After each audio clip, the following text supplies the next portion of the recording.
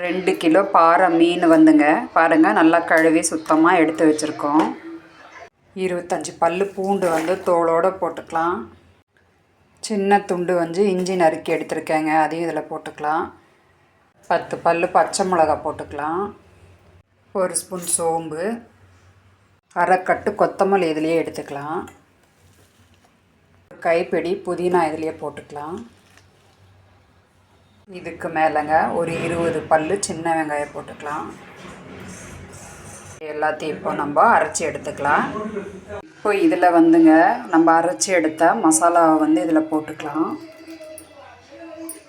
இதுக்கு மேலே 1 ஸ்பூன் மஞ்சத்தூள், 1.5 ஸ்பூன் உப்பு, இதுக்கு மேலேங்க தேங்காய் எண்ணெய் 2 ஸ்பூன் ஊற்றிக்கலாம்.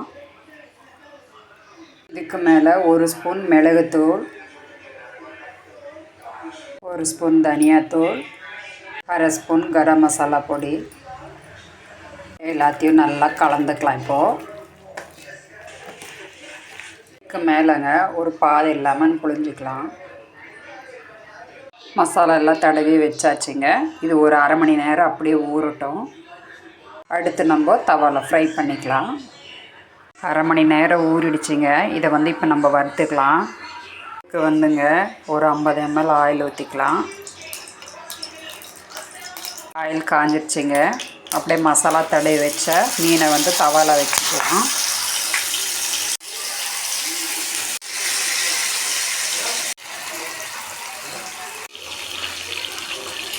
இதை மெதுவாக அப்படியே திருப்பி விட்டுக்கலாங்க.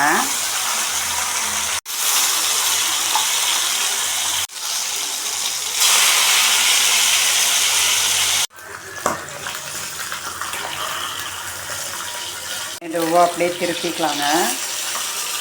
இது அப்படியே ஃப்ரை ஆகிடுச்சிங்க, எடுத்துக்கலாம்.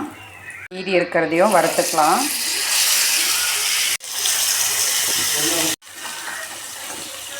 இதையும் வந்து அப்படியே திருப்பிக்கலாம்.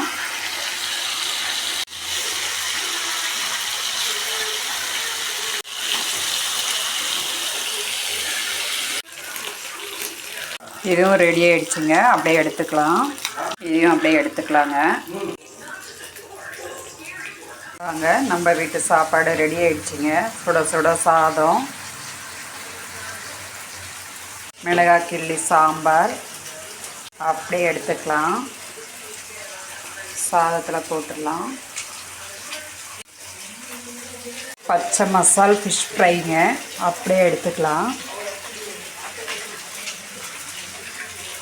சூடாக சாதங்க, மிளகாய் கிள்ளி சாம்பார் நல்லா பிணைஞ்சி ஃபிஷ் ஃப்ரை அப்படியே எடுத்துங்க.